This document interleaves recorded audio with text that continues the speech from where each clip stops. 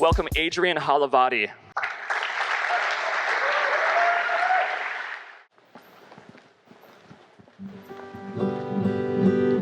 Can you hear?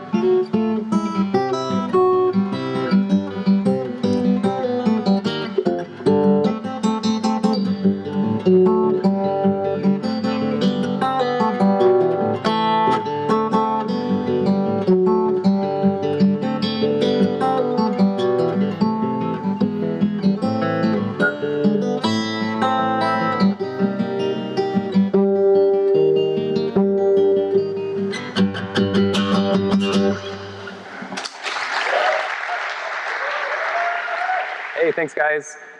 Did anyone recognize that? Okay. For the 95% of you who evidently didn't, that was the Macgyver theme song, as arranged for acoustic guitar by me, like you do. Andy asked me to tell my story from the perspective of internet and music stuff. And I thought that would be an appropriate song to start with because that's where my internet music story really started. It happened back in 2007 when I was kind of bumming around at home. I had just gotten my dad a Macgyver Season 1 DVD for Christmas. And I had Macgyver on the brain or something, so I decided to learn it on guitar and post it, like you do. I'm not a full-time musician, I'm a web developer, and I was working as a journalist at the Washington Post at the time, so just to give you some context. Yeah, I kind of decided what the heck, add something to the internet that's of some dubious value, and I posted this Macgyver theme song. I didn't think anything of it, and in fact, I posted it to my blog, which was devoted to like tech stuff and journalism stuff, and everyone's like, why are you doing this? I think I lost like 50% of my readership, and I did that. Didn't think anything of it. I posted one other video, it was the Inspector Gadget theme song, so it's really awesome. But I didn't really think of anything about it until like 5 months later, I get a text message from my brother-in-law. And he just says, "You're on YouTube." And I'm like, yeah, you got the memo like 5 months later? Yeah, I have a few videos on there. And then he didn't respond, so I'm like, okay, what was that all about? Then I checked my email, and I have like hundreds of emails from YouTube, which was emailing me whenever I got a new comment on a video. And I think I had at the time like 5 comments total across 2 videos. But like all of a sudden, boom, hundreds of comments. And it turns out what happened was YouTube had selected my Macgyver video for its homepage. Now this is back in 2007 when they had some editorial process that decided what went up there. And I have no idea, I still don't to this day, why they decided that video was interesting enough to put on the homepage, but there it was indeed, the lead video on YouTube. So I was sort of thrust into this YouTube chaos.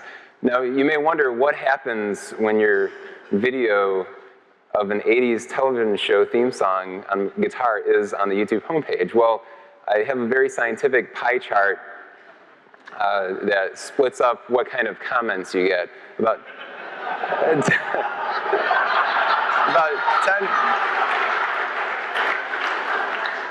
10% are positive, about 20% are just like, you suck, like literally, like just, you suck, you're gay, you know, just stupid trash. 20% is self-promotional, So people are taking advantage of the eyeballs of all the people looking at the video and saying, like, hey, check out my channel, please, please. The next 20% was Macgyver Humor. Started, very coincidentally, by Andy Baio, who at the time posted a comment saying, it was like the 5th comment, because he was one of the original people who saw it, and he said, like, Macgyver could make a guitar out of toenail clippers and a rubber band or something like that. So that extended into hundreds of comments of all the different permutations of how Macgyver could create a guitar. And then the last 30% is tabs, please. Now, I'll get into this in a second. So like I said, I only had 2 videos at the time, and the other one was the Inspector Gadget theme. And part of that, the haters in the comments were like, oh man, you must suck at guitar. The only 2 things you know how to play are the Macgyver theme and the Inspector Gadget theme. And I'm like, you're kind of right. But really, seriously, that really got me like kind of pumped up, and like, I gotta show these internet haters who's boss. Like, I can play some legit stuff. So I started posting some other stuff. I posted, like, the next one I did was All the Things You Are, which is crazy, like, complicated jazz standard. I thought, okay, that'll put him to bed. And then I started getting all these comments like, what the hell is this? Like, I signed up to your channel so I can get 80s comic or 80s fun. So then I followed it up with DuckTales theme, Curb Your Enthusiasm, the We Play theme song. It's actually a really awesome melody, right? Dun, dun, dun, dun, dun, dun, dun, dun. So but then all the people who saw my jazz stuff were like, what are you doing? Like, you really suck. Like, it was that same stuff from the first go around. So I like just sort of like was climbing this mountain of like, okay, appease all the 80s video game theme people, and then appease the musical snobs, and then like boom, boom, boom, boom, boom. So I eventually, you know, just sort of built up some semblance of an audience by appeasing both of them. You guys know this song? Never My Love by The Association. So there were a couple of things that propelled me to post more and more. So like I said, I'm a web developer. I had no intention of being a professional musician or doing anything on YouTube other than some throwaway stuff that I do for a joke.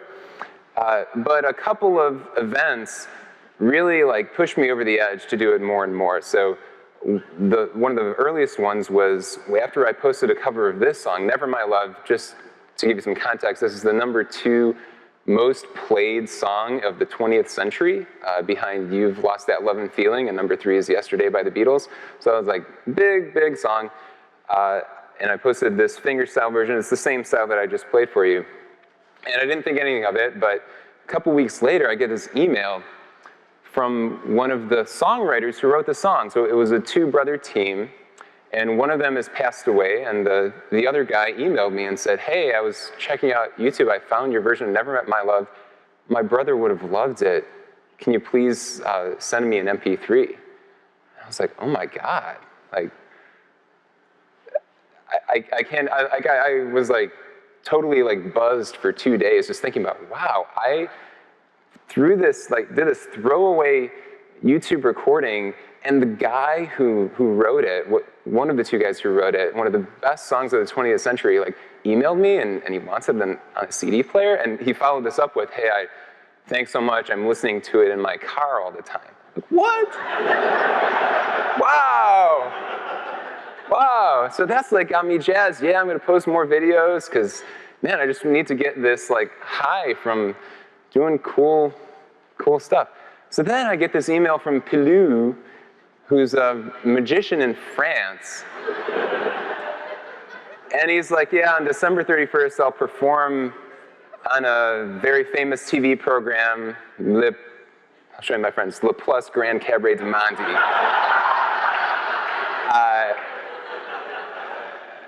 So at the time I was sort of getting more and more of these, like, can I use your music in my independent, film for film class? And I'm always like, sure, do whatever.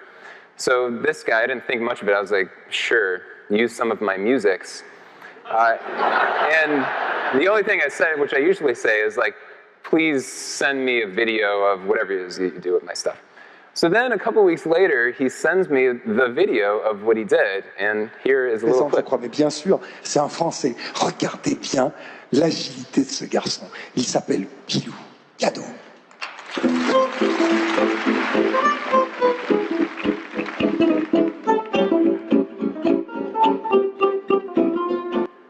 So it's this magician's routine. But the interesting thing about this is that it was seen by 6 million people live in France. This was on December 31st, 2010, and it was the like their equivalent of Dick Clark's Rockin' Eve, as far as I understand it now. So like this guy randomly took my videos and is performing them in front of millions of people on French TV, which is very, very strange. Then a second, even stranger thing sort of came out of this, which was, well, two things. Number one, he didn't even ask me for the sound files, so he must have used like some crappy YouTube to MP3 downloader, and the fidelity of the recording is just awful, so like, that got me upset. The second thing was his song selection was kind of weird. So this first one was the song All of Me, which is a jazz standard, sort of makes sense, it's French sort of sounding. But then later in his act, he used the second one of my videos, and let's see if you can even like detect what song this is.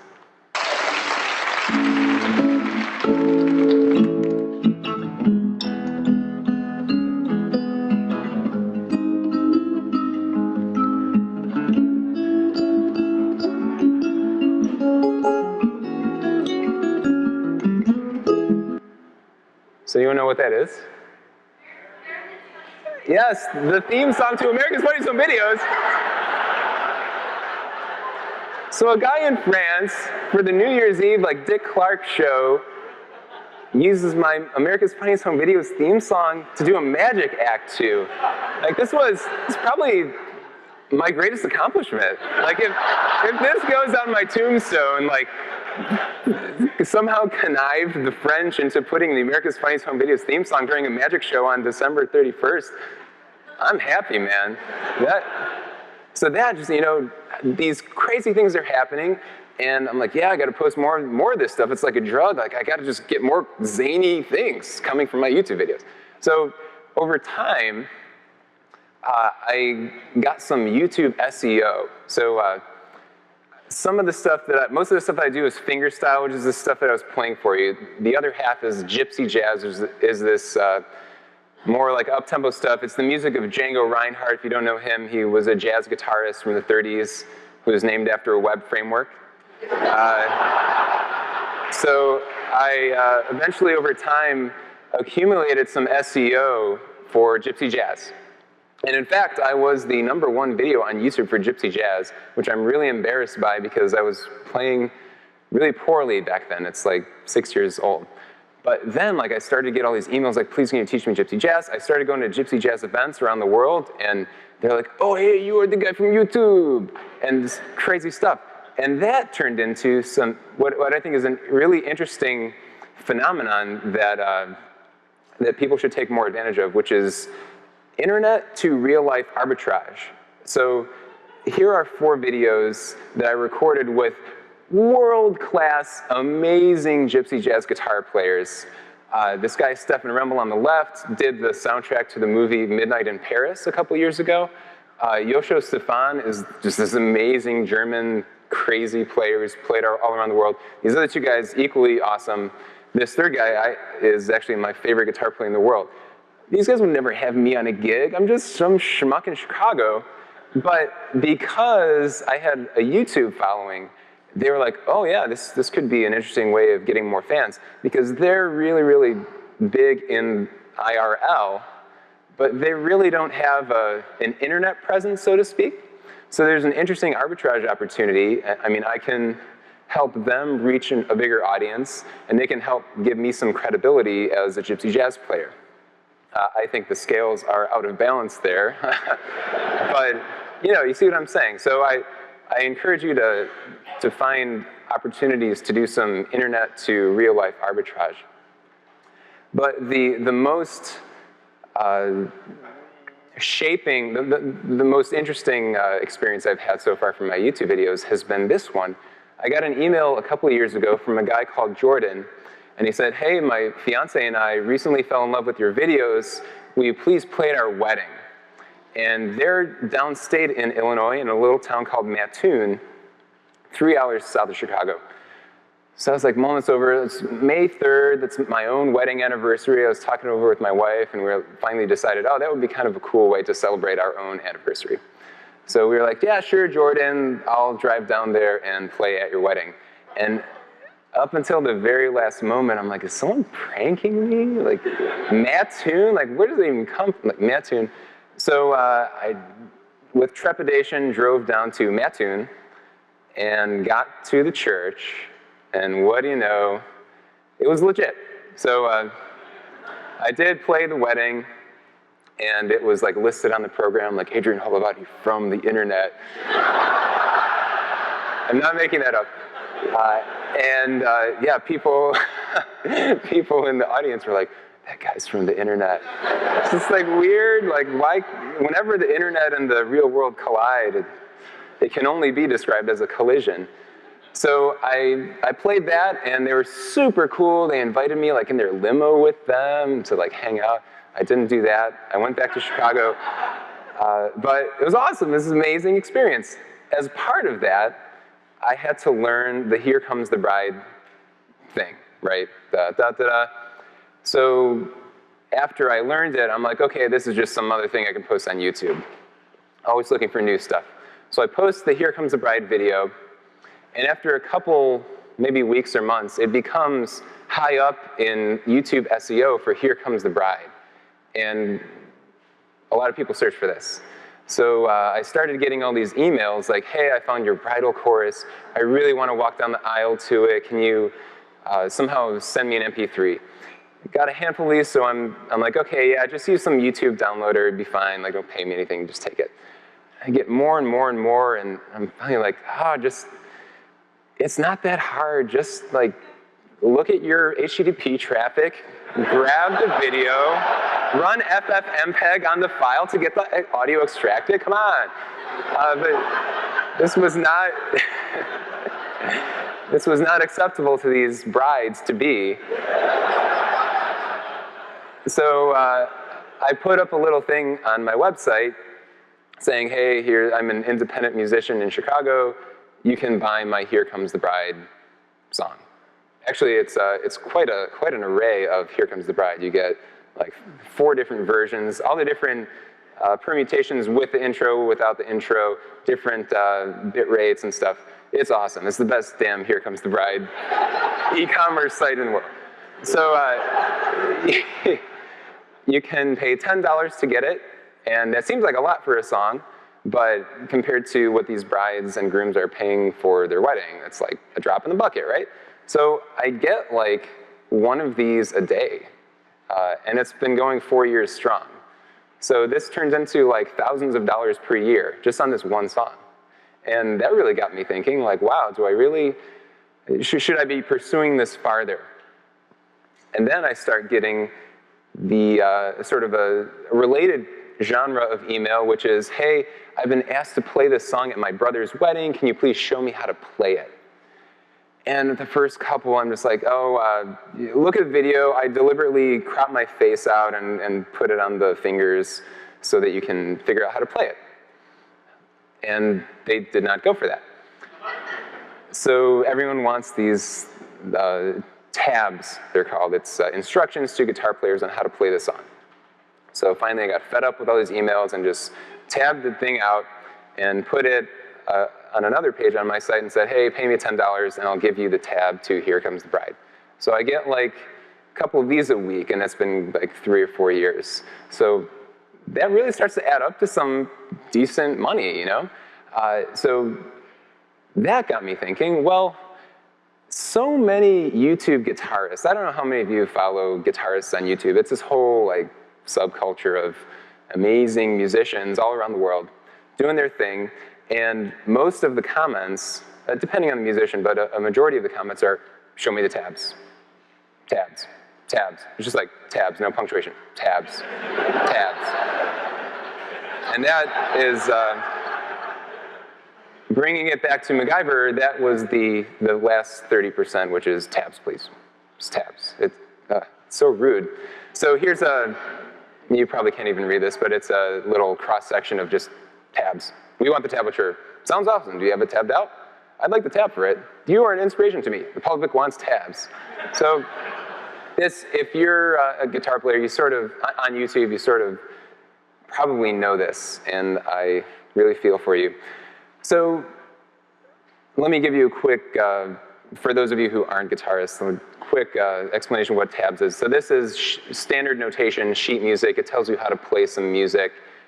The equivalent of that in tab is this really ugly thing where each horizontal line is a guitar string, and the numbers are placed on the appropriate string, and the numbers represent where to put your finger. So it's basically like poor man's like how to play a song. It's just like put your finger here, then put your finger there. It's very not musical, it's very tactical information. But this is how the majority of amateur guitar players learn how to play songs. The problem is that the difference between these is stark. The first one gives you a lot more information than the second one. The first one tells you how long to hold notes and all this tempo and rhythmic information. The second one tells you where to put your fingers, but it doesn't actually show you how long to hold the note. So it's ambiguous whether this should be da-da-da-da or da-da, da-da, or da-da-da. It's the same notes, but the timing, is completely different. So this is a huge problem, and people have been putting up with this for like more than a decade on the internet, probably 2 decades. So I wanted to fix that. So I made Soundslice with a friend. This is what it does. This is that same Macgyver thing. And what it does is it syncs the tab with a video so that you get that rhythmic information. Another problem that I forgot to mention is that guitar players do not want to learn how to read standard notation. Like, they're just lazy, incompetent people. Myself included, I cannot read standard notation. So with the assumption that you're not going to teach people standard notation and that they're going to use tab, let's at least make the lousy tab a little bit better. So the philosophy behind this site, Soundslice, is you still use tab, but because you're listening to the song at the same time, you have that context on how long the notes should be held and the timing and the rhythm and all that stuff. Does it make sense? Okay. So I made this with a friend, PJ Macklin, who did the design. He's an awesome designer. And that was the main impetus for it. It was I'm getting these tab requests, or I want to tab out something myself, and I come back to it a week later and I don't even understand it, so I need to listen to the original recording again. It's completely wasteful. There's another thing that I experienced that influenced the design of Soundslice, and that is this guy.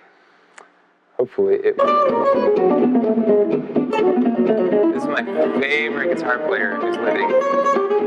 He's a guy called Adrian Holovaty, who I like not just because of his name, and he's in France.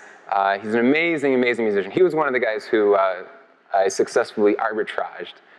So he was hanging out with me one day, so I got to get a sense of how he spends his day. And the answer is, he spends it on his computer, just like you or me, in front of YouTube. And what he does is he just finds some cool jazz guitar videos and just plays them, maybe seeks them forward to find some interesting bits. And then when he finds a little riff or something that he wants to learn, he's like, oh, I like that. And then moves the playhead back a little bit and does this like really horrible looping technique where he just like plays it and then he moves that tiny YouTube playhead. It's horrible. And I'm sitting there watching like, wow, my favorite living guitar player, and you're doing that? Like, horrible. So I added this looping stuff to Soundslice. So you can, with very fine-grained precision, loop a section. So this is like time, right? You can extend it or make it blah, blah. And you can hit half speed to slow it down without changing the pitch. So you're all obligated to learn the Macgyver theme song by next XOXO. Who's going to do it? Yeah, okay. That's what I like to see. Did anyone get a photo of those people so we can fact check next year? Okay. So the site really stems from my YouTube experience with getting all those tab requests and also seeing how my guitar idol uses YouTube in such a bad way. So we launched the site in November of last year. I started populating it with like the most requested songs from my own YouTube channel. So you can go there and type in my name and find the tab to all these YouTube videos synced up with the video. So if you're like, the tab doesn't make sense, you can actually hear it, which makes a lot, it's like a feedback loop of learning. And then I attended XOXO last year as nicely memorialized in this New York Times photo. Who knew? So there I am with Sandy and Martin. So I was here at XOXO and got so inspired to help independent artists and try to make a living for myself that I decided, well, I'm going to make something of this Soundslice thing. I'm going to have a go at it. And while I'm doing that, I'd like to somehow help other indie artists. So there's a problem with that, though, in the tab world. So those of you who are guitar players, this is like old hat to you, but for those of you who aren't, if you want to learn a Led Zeppelin song, you have two options. You can go to your music store on the left and find the sheet music book and pay like 15 to 30 bucks for it or whatever. Or you can just Google it and you get these super shady Russian sites where you see the tab. And it's horrible, this ASCII stuff, it's like so hard to understand, but it's free. And it's very, very hard to compete with free, of course. So I'm thinking about like, how can we turn Soundslice into a business if the assumption is that no one's going to pay for tab because it's all available on these Russian sites. I had an inkling for a little while, oh, maybe if the UI is so much better than the text ASCII stuff, maybe people will pay. But did some tests and talked to some other companies in the space who like folded because it was so hard. And I just decided, it's probably not a good idea. But then I realized there's actually a Venn diagram. There's, if you think about musicians as like the world here, look for the intersection of musicians who have musician fans, so they have fans who want to learn their stuff on guitar, but who aren't widely pirated. So that kind of translates to they're probably indie musicians. So you're not going to find their stuff on the shady Russian sites because they're not so big where someone's going to take the time of tabbing it out and pirating it. And it turns out that there are quite a few musicians in that nice little middle section of the Venn diagram. So I started thinking about that, and we came up with this addition to Soundslice that lets indie musicians sell their stuff. It's very new. It's been out for like 2 months, but it's called Pitch Perfect, where what we do is we find indie artists who are in that Venn diagram. At the moment, it's mostly gypsy jazz guitarists. It's like perfect for us because like 95% of gypsy jazz fans are guitarists themselves. It's all like, it's like a guitar-gasm, like going to a gig. Like everyone's like, how can I play this?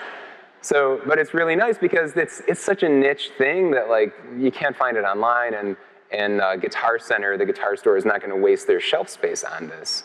So it makes a lot of sense. So we've launched with a couple. Gonzalo Bergara is a really awesome gypsy jazz guitarist. We also have Jim Guthrie, who played last night and is super awesome. And if you don't know, this album Takes Time. It is so, so good. I highly recommend it. This is what you get when you pay if you buy. So you get like the same interface, and it's really an interactive experience where you can loop and slow down and all that stuff. So we're hoping that that will be compelling enough that people will buy that and yeah, get it done. So we give 70% to the artists. Max talked about values this morning. I think that's one of our big values is we want to improve the lifestyle of indie artists. We want that to be a reasonable way of life, is to make a living as a musician. And yeah, so that's that. And finally, I want to leave you with a thought. So this is one of my favorite photos. In case you can't really tell, it's a gate, and people are very obviously going around it. A very nice metaphor for going around the gatekeeper. So I not only think that there's a values reason for helping independent artists, which is, you feel good about helping independent artists. I also think there's a really good business case, and I haven't heard a lot of thinking or discussion about this. Frankly, it's this, when you deal with indie artists, you cut out a lot of the BS. So I was talking with a very well-known band's manager, trying to get them to be on Soundslice, and they're like, they immediately went into all the legacy music industry stuff, like, oh, well, how will we track all the plays? And I said, well, if you play 1 second of a song like 50 times because you want to learn it, because you're looping it, how does that count as a play? Is that like 0.2 plays? It's like 0.2 times 50 plays? What is that? And it's just like silence on the other end. Or what if you slow down a song? Does that count as like 1.5 times the song? It's really weird. The legacy industry hasn't caught up to this, so it sort of becomes this bottleneck that you don't have to deal with if you're dealing with indie artists who are just like, oh yeah, I would love people to learn my songs, so hey, here's the songs, I'll help you learn how to play them. There you go. So not only is there a value reason, there's that business reason for helping indie artists, and I think that's really cool. So that's it. Thanks, guys.